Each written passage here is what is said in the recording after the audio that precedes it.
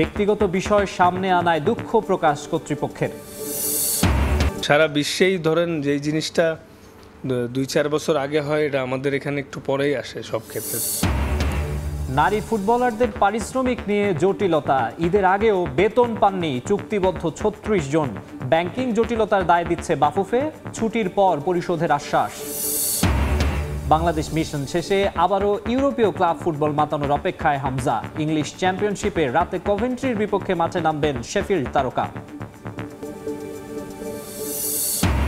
এবং যে কোনো মুহূর্তে দরিভালকে বরখাস্ত করবে ব্রাজিল, খবর গণমাধ্যমে। অ্যানচেলোত্তিকে নিতে চাইলেও এখনই রিয়াল মাদ্রিদ ছাড়ছেন না, জানিয়ে দিলেন ইতালিয়ান কোচ।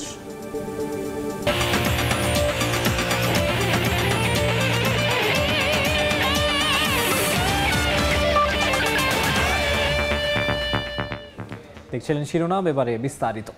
ঈদের আগে স্বস্তির খবর টাইগার ভক্তদের জন্য। হাসপাতাল থেকে বাড়ি ফিরে গেছেন সাবেক অধিনায়ক তামিম ইকবাল, নিশ্চিত করেছে এভার কেয়ার কর্তৃপক্ষ। সেই সঙ্গে বৃহস্পতিবারের সংবাদ সম্মেলনে তামিমের ব্যক্তিগত বিষয় জনসম্মুখে আনার জন্য দুঃখ প্রকাশ করেছেন তারা। এদিকে আরও উন্নত চিকিৎসার জন্য তামিমকে থাইল্যান্ডে নেয়ার জন্য ডাক্তারদের সবুজ সংকেতের অপেক্ষায় রয়েছে তার পরিবার। ডিসচার্জ দেওয়ার জন্য, বাড়ি পাঠানোর জন্য, with some medication, lifestyle medication, medicine and কিছু রিহ্যাবিলিটেশন প্রোগ্রাম দিয়ে। আগে জানা গিয়েছিল সময়ের সঙ্গে পাল্লা দিয়ে দ্রুতই উন্নতি হচ্ছে তামিমের কন্ডিশনের। বাসায় ফিরলেও তাকে থাকতে হবে ডাক্তারের তত্ত্বাবধানেই। তবে গেল বৃহস্পতিবার এভারকেয়ার কর্তৃপক্ষের এক মন্তব্য নিয়ে তৈরি হয় সমালোচনা। তামিমের ব্যক্তিগত ইস্যু সামনে এনে নেটিজেনদের তোপের মুখে পড়েন তারা। জানিয়ে ক্ষুব্ধ ছিল খান পরিবারও। ডাক্তাররাও আনুষ্ঠানিকভাবে দুঃখ প্রকাশ করেন সেই অনাকাঙ্ক্ষিত ঘটনায়। তামিমের শারীরিক অবস্থা বর্ণনা করতে যায় হৃদরোগের ঝুঁকি হিসাবে স্মোকিং প্রশ্নটা আসছে, এবং এখানে তামিমের নামটা ভুলবশত অ্যাটাচ করার জন্য আমি দুঃখিত।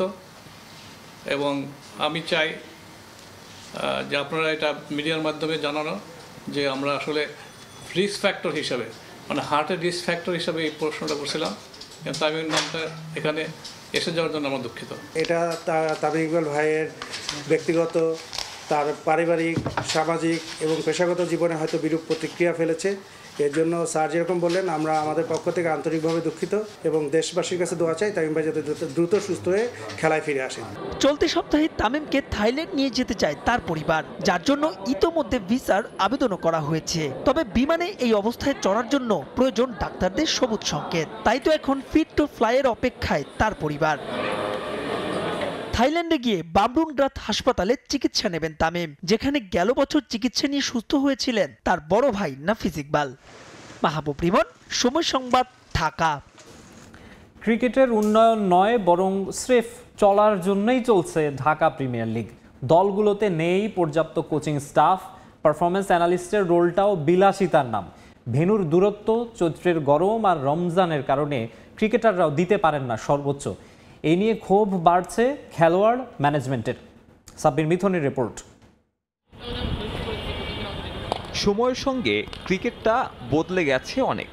মাঠের মতো খেলাটা এখন অনেকটাই মাঠের বাইরেরও।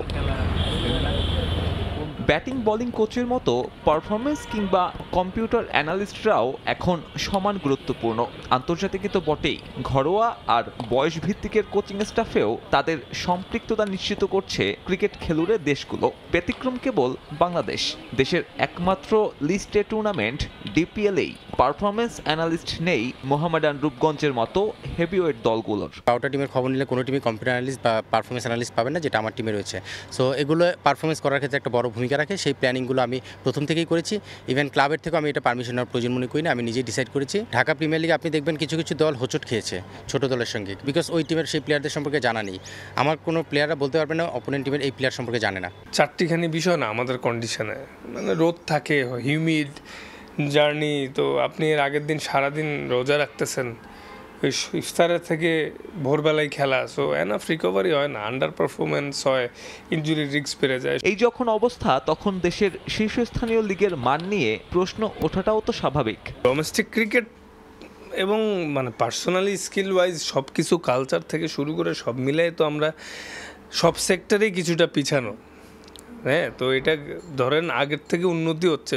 যেসব সারা বিশ্বেই ধরেন যেই জিনিসটা 2-4 বছর আগে হয়, এটা আমাদের এখানে একটু পরেই আসে সব ক্ষেত্রে। মানহীন ডিপিএল এর প্রভাব দেখা যায় আইসিসি ইভেন্টে। অন্যান্য দেশের সঙ্গে সেখানে পার্থক্যটা স্পষ্ট হয় দেশের ঝিমিয়ে পড়া ক্রিকেটের। সাব্বির মিথুন, সময় সংবাদ, ঢাকা।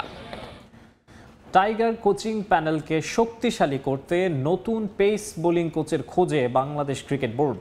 বর্তমান কোচ অ্যান্ড্রু অ্যাডামসের সঙ্গে চুক্তির মেয়াদ আর বাড়াচ্ছে না বিসিবি।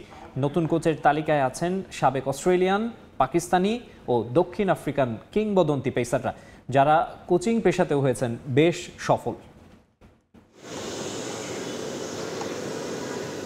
সম্প্রতি কয়েক বছরে সবচেয়ে বেশি উন্নতি করেছে টাইগারদের পেস ইউনিট। বিশ্ব ক্রিকেটেই সমীহ আদায় করে নিয়েছেন তাসকিন মুস্তাফিজরা। সবশেষ নাহিদ রানার সংযোজন তো আলোড়ন সৃষ্টি করেছে। বাংলাদেশি বোলার বল করেন 150 কিলোমিটার গতিতে। তাদের দেখভালের দায়িত্বে আছেন pace bowling coach Andre Adams. তবে তার পারফরমেন্সে খুব একটা সন্তুষ্ট নয় বিসিবি। কিউই কোচের সঙ্গে বোর্ডের চুক্তি রয়েছে প্রায় বছর খানেক। তবে তার আগেই এই কোচকে বিদায় বলে দিতে চাইছে বিসিবি। সেই প্রক্রিয়াও শুরু করে দিয়েছে বোর্ড। অ্যাডামসের স্থলাভিষিক্ত কে হতে পারেন, এরই মধ্যে সম্ভাব্য বেশ কয়েকজন নামি দামি কোচের সঙ্গে আলাপ করেছে ক্রিকেট বোর্ড। জানা গেছে পরবর্তী কোচের তালিকায় আছেন সাবেক অস্ট্রেলিয়ান গতি তারকা শন টেট, যিনি গেল বিপিএলেই কাজ করে গেছেন চিটাগং কিংসের হয়ে। উপমহাদেশের ক্রিকেট সম্পর্কে বেশ জানাশোনা আছে এই অসি কোচের। আছে বিপিএল খেলার অভিজ্ঞতাও। সেই সঙ্গে এক্সপ্রেস বোলার দায়িত্ব পালন করেছেন আফগানিস্তান ক্রিকেট দলের।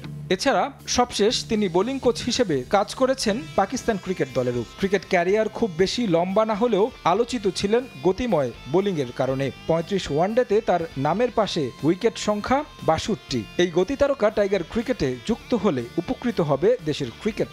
যদিও এর আগেও তার সঙ্গে আলোচনা হয়েছিল, তবে শেষ পর্যন্ত কোনো পরিণতি আসেনি। এখন দেখার বিষয় এই আলোচনার ফলাফল আসে কিনা।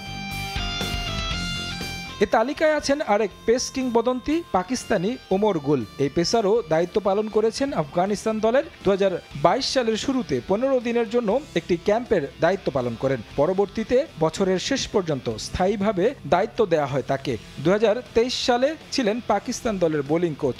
বর্তমানে কোনো জাতীয় দলের সঙ্গে নেই। বিসিবি আলোচনা করেছে পাকিস্তানি কিংবদন্তির সঙ্গেও। নাম শোনা যাচ্ছে সাবেক গুরু কিংবদন্তি অ্যালেন ডোনাল্ডেরও। এখন দেখার বিষয় শেষ পর্যন্ত কাকে তাসকিনদের বোলিং কোচ হিসেবে নিয়োগ দেয় বিসিবি।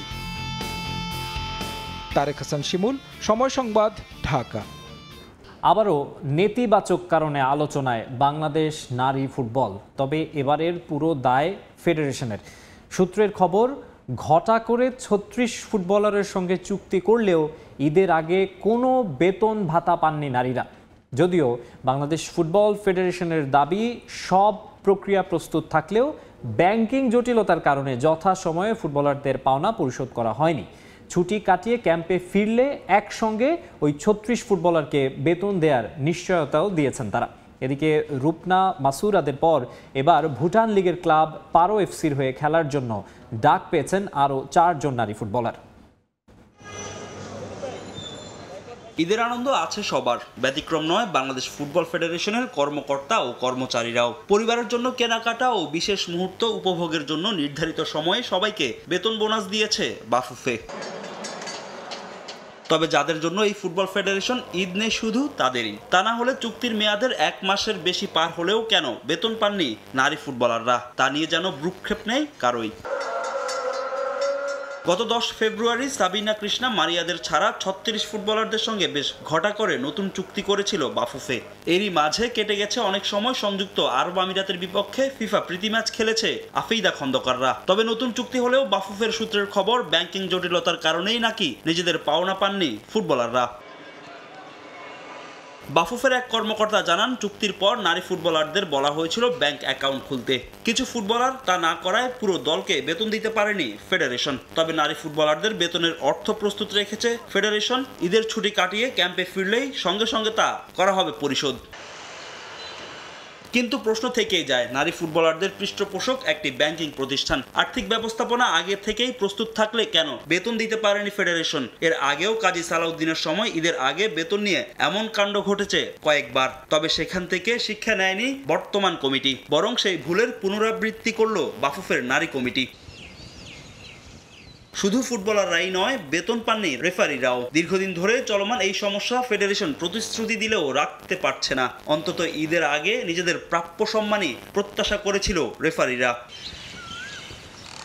এদিকে সুখবর পেয়েছে 4 নারী ফুটবলার রূপনা চাকমা ও মাসুরা পারভিনের পর ভুটানের লিগ খেলতে ডাক পেয়েছেন তারা। এরই মধ্যে ফেডারেশন থেকে দেয়া হয়েছে ছাড়পত্র।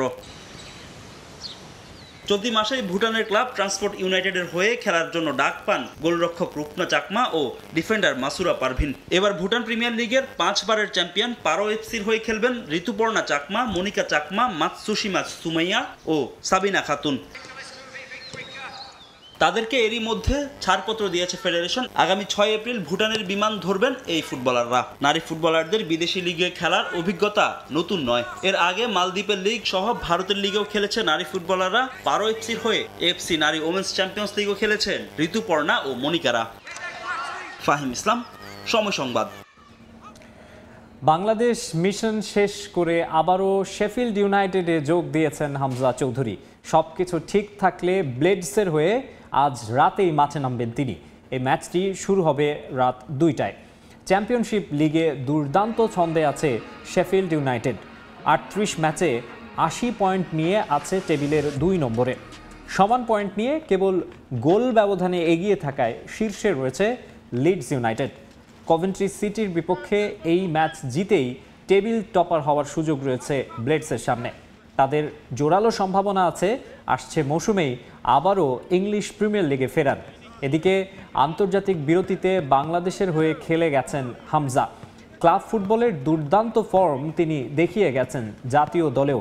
ভারতের বিপক্ষে ম্যাচে ড্র করায় তার রয়েছে গুরুত্বপূর্ণ অবদান। শেফিল্ড ইউনাইটেডের হয়েও তিনি আছেন দারুণ ফর্মে। দেশের বাইরের ফুটবল প্রসঙ্গ। যে কোনো মুহূর্তে দরিভাল জুনিয়রকে বরখাস্ত করতে পারে ব্রাজিল ফুটবল কনফেডারেশন, এমন খবরই বেরিয়েছে ইউরোপীয় বিভিন্ন গণমাধ্যমে। তবে নতুন কোচ হিসেবে কার্লো অ্যানচেলোত্তিকে নিতে চাইলেও এখনই তাকে পাচ্ছে না তারা। রিয়াল মাদ্রিদের সঙ্গে 2026 সালের জুন পর্যন্ত চুক্তি রয়েছে তার। এর আগে স্প্যানিশ ক্লাবটি ছেড়ে অন্য কোথাও যাওয়ার পরিকল্পনা নেই বলে সাফ জানিয়ে দিয়েছেন ইতালিয়ান মাস্টারমাইন্ড। ব্রাজিল ফুটবল দলের সঙ্গে দরিভাল জুনিয়রের বর্তমান চুক্তি 2026 সালের 31 ডিসেম্বর পর্যন্ত। কাগজে কলমে আরও 1.5 বছরের বেশি সময়। তবে 1.5 বছর তো দূরে থাক, আর একদিনও তাকে 5 বারের বিশ্ব চ্যাম্পিয়নদের ডাগ আউটে চায় না ব্রাজিলিয়ানরা। যে কোনো সময় চাকরি হারাতে পারেন তিনি। ম্যাচ শেষে ইউরোপীয় গণমাধ্যমে খবর বেরিয়েছিল যে কোনো মূল্যে অ্যানচেলোত্তিকে পেতে চায় ব্রাজিল ফুটবল কনফেডারেশন। নতুন করে কথাবার্তাও নাকি শুরু হয়েছে। এর আগেও রিয়াল মাদ্রিদ কোচকে কনভিন্স করার চেষ্টা চালিয়েছিল ব্রাজিল। রোনালদো নাজারিও তো দাবিই করেছিলেন। মৌখিকভাবে প্রস্তাব প্রত্যাখ্যান করেছেন অ্যানচেলোত্তি। কিন্তু এবার একরকম বোমাই ফাটালেন ইতালিয়ান কোচ। বললেন ফেনোমেননের সঙ্গে এসব নিয়ে কোনো কথাই হয়নি। তার সঙ্গে এ বিষয়ে কখন কথা হয়েছে কে জানে। রোনালদোর সঙ্গে অনেক কথা হয়েছে আমার, কিন্তু এ বিষয়ে হয়েছে কিনা মনে করতে পারছি না। সিবিএফ এর সঙ্গেও এর মধ্যে কোনো যোগাযোগ হয়নি আমার। কার্লোর কথায় আশাহত হয়েছে সেলেসাওরা, তা আর বলার অপেক্ষা রাখে না। রিয়াল মাদ্রিদের সঙ্গে আগামী বছরের জুন পর্যন্ত চুক্তি অ্যানচেলোত্তির। এই মুহূর্তে সিবিএফ প্রস্তাব দিলে তাতে সাড়া দিতে ভাঙতে হবে স্প্যানিশ ক্লাবের সঙ্গে চুক্তির শর্ত। কিন্তু হাই প্রোফাইল কোচ সাফ জানিয়ে দিয়েছেন আপাতত সেটা ভাবনায় নেই। চুক্তির বিষয়টা পরিষ্কার। ব্রাজিল ফুটবল দলকে নিয়ে আমার ব্যাপক আগ্রহ। তাদের প্লেয়ার, ফ্যান এবং প্লেইং স্টাইল সবকিছুই ভালো লাগে, কিন্তু রিয়াল মাদ্রিদের সঙ্গে আমি চুক্তিবদ্ধ।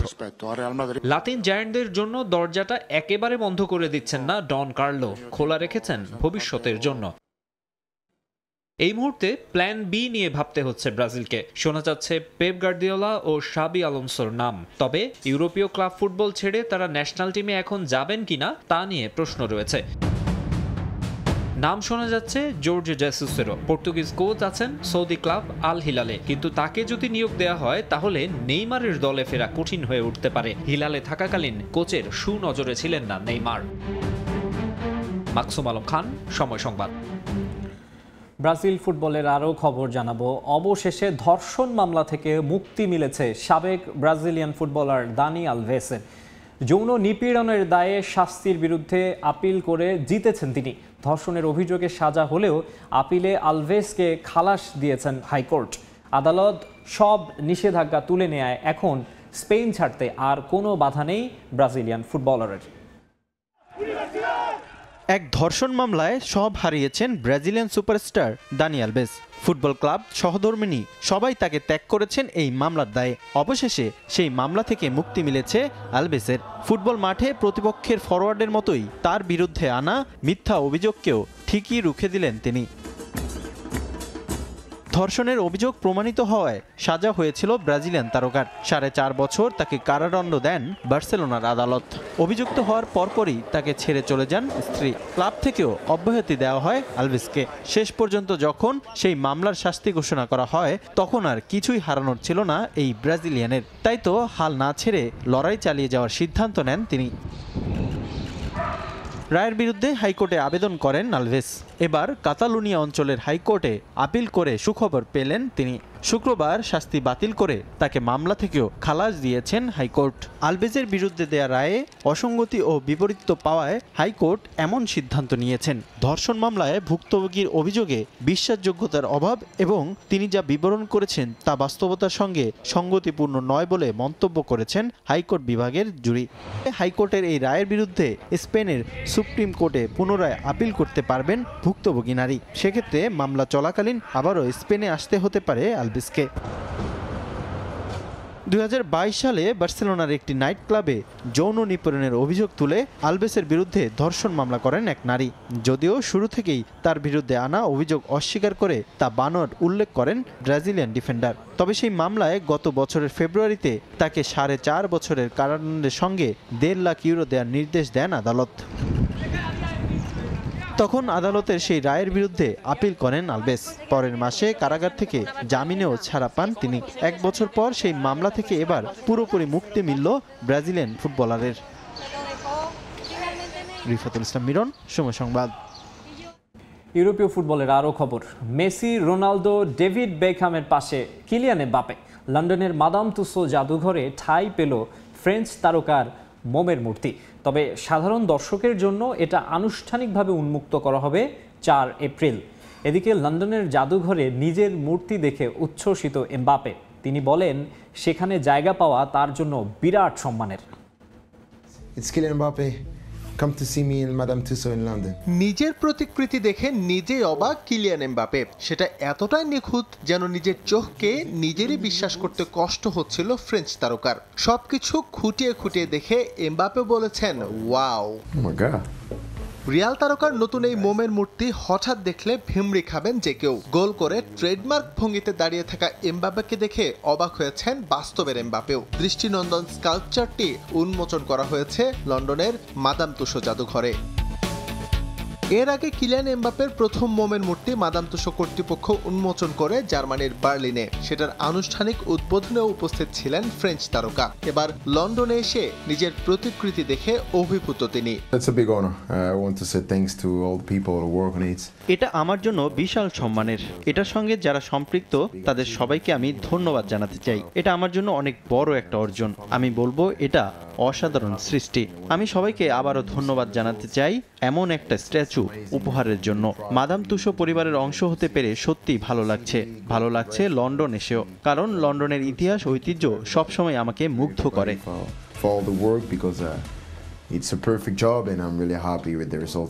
লন্ডনের মাদাম তুসোতে এমবাপে নিজের মূর্তি উদ্বোধন করলেও এখনই তা দেখতে পাবেন না সাধারণ দর্শক। জানা গেছে 4 এপ্রিল সর্বসাধারণের জন্য এটি উন্মুক্ত করবে মিউজিয়াম কর্তৃপক্ষ। এরপর টিকিটের মাধ্যমে তা দেখতে পাবেন এমবাপে ভক্তরা। বিশ্বের নামকরা যত ফুটবলারের মূর্তি ঠাঁই পেয়ে আসছে মাদাম তুসো জাদুঘরে। লন্ডন সহ সর্বোচ্চ 5টি দেশের মিউজিয়ামে আছে ক্রিস্টিয়ানো রোনালদোর মোমের মূর্তি। ইংলিশ কিংবদন্তি ডেভিড বেকহামের আছে 4 দেশে, আর লিওনেল মেসির মূর্তি আছে মাদাম তুসোর 3টি দেশের শাখাতে। এছাড়াও মো সালাহ, ওয়েন রুনি, ম্যারি ইয়ার্পের মোমের মূর্তিও তৈরি করেছে মাদাম তুসো কর্তৃপক্ষ। এস এম ইকবাল, সময় সংবাদ। শিরোপা জয়ের লক্ষ্যে দলের শক্তি বাড়ানোর পরিকল্পনা করেছে রিয়াল মাদ্রিদ। নিয়মিত গোল হজম করায় টিম ম্যানেজমেন্টের নজর এখন রক্ষণে। আন্দ্রে লুনিনের পারফরমেন্স সন্তোষজনক না হওয়ায় চেলসির গোলরক্ষক কেপা আরিজাবালাকে ধারে নেয়ার পরিকল্পনা লস ব্ল্যাঙ্কোসের। এছাড়া লিভারপুলের ডিফেন্ডার আলেকজান্ডার আর্নল্ডের সঙ্গেও চুক্তি পাকাপাকি করেছে মাদ্রিদিস্তারা। আর মোটা অঙ্ক খরচ করে রিয়াল সোসিয়েদাদের মিডফিল্ডার মার্টিন জুবিমেন্ডিকে দলে ভেড়াতে চায় লস ব্ল্যাঙ্কোস। লা লিগায় এবারের মৌসুমে শীর্ষস্থান দখল নিয়ে চলছে হাড্ডাহাড্ডি লড়াই। শুরু থেকে টেবিল টপার রিয়াল মাদ্রিদ থাকলেও এখন তা দখলে নিয়েছে বার্সেলোনা। 28 ম্যাচে 20 জয় নিয়ে সবার উপরে কাতালানরা, আর সমান সংখ্যক ম্যাচ খেলে 18 জয়ে দ্বিতীয় অবস্থানে রিয়াল মাদ্রিদ। তবে এখনই শিরোপার আশা ছাড়ছে না কার্লো অ্যানচেলত্তি। শিরোপার রেসে এগিয়ে থাকতে শক্তিমত্তা আরও বাড়ানোর পরিকল্পনা রিয়াল মাদ্রিদের। ঘরোয়া লিগ ও চ্যাম্পিয়ন্স লিগ সব প্রতিযোগিতার বেশিরভাগ ম্যাচই ক্লিন শিট রাখতে পারেনি লস ব্লাঙ্কোস। জায়ান্ট দলের পাশাপাশি তুলনামূলক দুর্বল দলের বিপক্ষেও গোল হজম করতে হয়েছে অল হোয়াইটদের। তাই রক্ষণভাগ নিয়ে চিন্তায় অ্যানচেলত্তি। ইনজুরির কারণে মাদ্রিদের অন্যতম সেরা গোলকিপার থিবো কার্তোয়া লম্বা সময়ের জন্য মাঠের বাইরে ছিলেন। তার পরিবর্তে আন্দ্রি নুনিন সামাল দিয়েছেন লস ব্লাঙ্কোসের রক্ষণভাগ। তবে নিয়মিত গোল হজম করায় তার পারফরমেন্সে সন্তুষ্ট নন মাদ্রিদ কোচ। তাই কোর্তোয়ার ব্যাকআপ নিয়ে এখনই পরিকল্পনা সাজাচ্ছে টিম ম্যানেজমেন্ট। কোর্তোয়ার ব্যাকআপ হিসেবে ধারে চেলসির গোলরক্ষক কেপা আরিজাবালাগাকে নিতে আগ্রহী রিয়াল মাদ্রিদ। বর্তমানে ধারে বোর্নমাউথে খেলছেন তিনি। এর আগেও চেলসি থেকে ধারে রিয়ালে খেলেছেন এই স্প্যানিশ গোলকিপার। এদিকে রক্ষণভাগ আরও শক্তিশালী করতে ডিফেন্স লাইনআপেও পরিবর্তন আনতে যাচ্ছে রিয়াল। লিভারপুল থেকে আলেকজান্ডার আর্নল্ডকে উড়িয়ে নিতে যাচ্ছে অল হোয়াইট। দুপক্ষের মধ্যে চুক্তিটাও পাকাপাকি। শিগগিরই আসতে পারে আনুষ্ঠানিক ঘোষণা। তবে তাদের চুক্তির পরিমাণ কত তা এখনও জানা যায়নি। মিডফিল্ড শক্তিশালী করতেও পরিকল্পনা সাজাচ্ছে মাদ্রিদ। রিয়াল সোসিয়েদাদের মিডফিল্ডার মার্টিন জুবিমেন্ডিকে দলে ফেরাতে চায় লস ব্লাঙ্কোস। টনি ক্রুসের পজিশনে তার জন্য 60 মিলিয়নের বেশি ইউরো খরচ করতে প্রস্তুত রিয়াল। এদিকে এই মৌসুম শেষে রিয়াল মাদ্রিদের সঙ্গে চুক্তির মেয়াদ শেষ হবে লুকা মদ্রিচের। এর মধ্যেই তার দলবদল নিয়ে শুরু হয়েছে নানা গুঞ্জন। শোনা যাচ্ছিল যুক্তরাষ্ট্রের MLS এর সঙ্গে যুক্ত হতে যাচ্ছেন এই ক্রোয়েশিয়ান মিডফিল্ডার। তবে সব গুঞ্জনে জল ঢেলে রিয়াল মাদ্রিদে থাকার আগ্রহ জানিয়েছেন মদ্রিচ। তার সঙ্গে চুক্তি নবায়ন করার সিদ্ধান্ত নিয়েছে রিয়ালও। তাই আপাতত মাদ্রিদ শিবিরেই থাকছেন এই 39 বছর বয়সী মিডফিল্ডার। রিফাতুল ইসলাম মিরন, সময় সংবাদ। আইপিএলে কলকাতা নাইট রাইডার্সের হোম ভেন্যু ইডেন গার্ডেন্সের পিচ নিয়ে তৈরি হয়েছে বিতর্ক। নিজেদের প্রথম ম্যাচে হারের পর স্পিন সহায়ক উইকেট চেয়েছেন কেকেআর অধিনায়ক আজিঙ্কা রাহানে। তবে তার চাহিদা মতো উইকেট বানাতে অস্বীকৃতি জানায় কিউরেটর সুজন মুখোপাধ্যায়, যার সমালোচনা করেছেন দুই ধারাভাষ্যকার সাইমন ডুল এবং Harsha Bhogle. Eden গার্ডেন্সে royal Challengers ব্যাঙ্গালুরুর বিপক্ষে ম্যাচ দিয়ে আইপিএল মিশন শুরু করেছিল বর্তমান চ্যাম্পিয়ন কলকাতা নাইট রাইডার্স। ঘরের মাঠে সেই ম্যাচে তারা হেরেছিল 7 উইকেটের ব্যবধানে। এরপর থেকে উইকেট নিয়ে চলছে নানা আলোচনা। দলটির অধিনায়ক আজিঙ্কা রাহানে ম্যাচ পরবর্তী সংবাদ সম্মেলনে সরাসরি বলেন, হোম ম্যাচে তার দল স্পিন সহায়ক উইকেটে খেলতে চায়। সেখান থেকেই তৈরি হয় বিতর্ক। কেকেআর অধিনায়ক স্পিন পিচ চাইলেও ইডেনের পিচ কিউরেটর সুজন মুখোপাধ্যায় জানিয়েছেন, কলকাতা নাইট রাইডার্সের তরফ থেকে তার কাছে কোনো আবেদন করা হয়নি। বিসিসিআই এর নিয়ম অনুযায়ী আইপিএল ম্যাচের পিচ কোনো দলের চাহিদা মোতাবেক করা হয় না। ইডেনের পিচ কিউরেটর বলছেন, উইকেট নিয়ে কেন বিতর্ক হচ্ছে তা তিনি বুঝতে পারছেন না। রাহানের সঙ্গে কিউরেটরের কথা হলেও কলকাতা অধিনায়ক মজার ছলেই নাকি স্পিন উইকেট চেয়েছিলেন। 22 মার্চ উদ্বোধনী ম্যাচে প্রথমে ব্যাট করে কেকেআর 174 রান করে। আরসিবির স্পিনার ক্রুনাল পান্ডিয়া নিয়েছিলেন 3 উইকেট। কেকেআরের হয়ে খেলা স্পিনাররা নিয়েছিলেন মাত্র 1টি উইকেট। তাদের দাপটে 174 রানে আটকে গিয়েছিল কলকাতা। বরুণ চক্রবর্তী, সুনীল নারায়ণরা খুব একটা প্রভাব ফেলতে পারেননি। সানরাইজার্স হায়দ্রাবাদের বিপক্ষে ইডেনে কলকাতার পরের ম্যাচ 3 এপ্রিল। পিচ কিউরেটর অবশ্য বলছেন, কেকেআর ফিরলে পিচ নিয়ে কথা বলবেন, যদিও তখন খুব বেশি সময় থাকবে না পিচে পরিবর্তন আনার। পিচ থেকে হোম টিম সুবিধা না পাওয়া এবং কিউরেটরের মন্তব্যের সমালোচনা করেছেন দুই ধারাভাষ্যকার সাইমন ডুল ও হার্ষা ভোগলে। কিউই ধারাভাষ্যকার বলেন, যদি পিচ কিউরেটর কথা শুনতে না চায় তাহলে কেকেআরের উচিত ইডেন থেকে ম্যাচ সরিয়ে নেয়া। পিচ প্রস্তুতকারকের কাজ নিজের মতামত দেয়া নয়, দলের চাহিদা মেনে কাজ করা। সেজন্যই তাকে টাকা দেওয়া হয়, মতামত দেওয়ার জন্য না। সাইমন রুলের সঙ্গে সুর মিলিয়ে হতাশা প্রকাশ করেছেন হার্ষা বোগলেও, যদিও তাদের বক্তব্যের গুরুত্ব দিতে নারাজ সুজন। 2023 সালে ইডেনের পিচ নিয়ে কেকেআর খুশি না হতে পারলেও ভারতীয় ক্রিকেট বোর্ডের তরফ থেকে আইপিএলে সেরা মাঠের পুরস্কার পেয়েছিল ইডেন। তারেক হাসান শিমুল, সময় সংবাদ। এদিকে আন্তর্জাতিক ব্যস্ততা শেষে আবারও মাঠে ফিরেছে ইউরোপের ক্লাব ফুটবলের খেলা। বুন্দেসলিগার শীর্ষস্থান আরও মজবুত করতে পয়েন্ট টেবিলের তলানির দিকে থাকা সেন্ট পাউলির মুখোমুখি হবে giant Bayern Munich. Allianz অ্যারেনায় match শুরু হবে স্যাটারডে নাইট বাংলাদেশ সময় রাত 8:30টায়। এদিকে লা লিগায় রাত 9:15টায় মাঠে নামবে অ্যাটলেটিকো মাদ্রিদ। রোজি ব্ল্যাঙ্কোদের প্রতিপক্ষ এসপানিওল। আধুনিক ফুটবলে নিঃশ্বাস ফেলার জো নেই। আন্তর্জাতিক ব্যস্ততা শেষেই তড়িঘড়ি করে ফুটবলারদের ফিরতে হয়েছে ক্লাবে। এরই মধ্যে শুরু হয়েছে ইউরোপের ঘরোয়া লিগের খেলা। বুন্দেসলিগায় শিরোপার লড়াইয়ে আরও এক ধাপ এগিয়ে যেতে মাঠে নামছে টেবিল টপার বায়ার্ন মিউনিখ। বাভারিয়ানদের প্রতিপক্ষ টেবিলের তলানির দিকে থাকা সেন্ট পাউলি। গেল মৌসুমে লেভারকুসেনের কাছে বুন্দেসলিগার শিরোপা হাতছাড়া করেছে বায়ার্ন, তবে এই মৌসুমে নেই তেমন কোনো শঙ্কা। লিগের 26 রাউন্ডের ম্যাচ শেষে লেভারকুসেনের চেয়ে পাক্কা 6 পয়েন্ট এগিয়ে ভিনসেন্ট কোম্পানির দল। সেই ব্যবধানটাই আরও বাড়িয়ে নিতে চায় জশুয়া কিমিকরা। চলতি মৌসুমে দুর্দান্ত সময় কাটলেও বুন্দেসলিগায় শেষ 2 ম্যাচে ভাগ্য সঙ্গ দেয়নি বাভারিয়ানদের। বোচুমের কাছে হারের পর ইউনিয়ন বার্লিনের বিপক্ষে ড্র করেছে ভিনসেন্ট কোম্পানির দল। তাই তো নিজেদের মাঠে কোনো ঝুঁকি নিতে চায় না বায়ার্ন কোচ। চিরচেনা 4-2-3-1 ফরমেশনেই দল সাজাতে পারেন তিনি। প্রত্যাশিতভাবে স্কোয়াডে থাকবেন হ্যারি কেইন, লিরয় সানে, জামাল মুসিয়ালারা।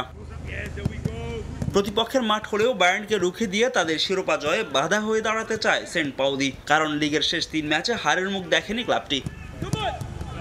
এদিকে লা লিগায় শিরোপা লড়াইয়ে টিকে থাকতে মাঠে নামবে অ্যাটলেটিকো মাদ্রিদ। রোজি ব্ল্যাঙ্কোদের প্রতিপক্ষ স্পানিওল। চলতি মৌসুমটা দুর্দান্ত শুরু করলেও মৌসুমের শেষে এসে একের পর এক হারে নাকাল অ্যাটলেটিকো। রিয়াল মাদ্রিদের কাছে হেরে চ্যাম্পিয়ন্স লিগ থেকে বাদ পড়ার পর থেকেই হেরেই যাচ্ছে ক্লাবটি। গেতাফের বিপক্ষে হারের পর বার্সেলোনার বিপক্ষে খেয়েছে 4 গোল। তবে এখান থেকেই ঘুরে দাঁড়াতে চায় তারা।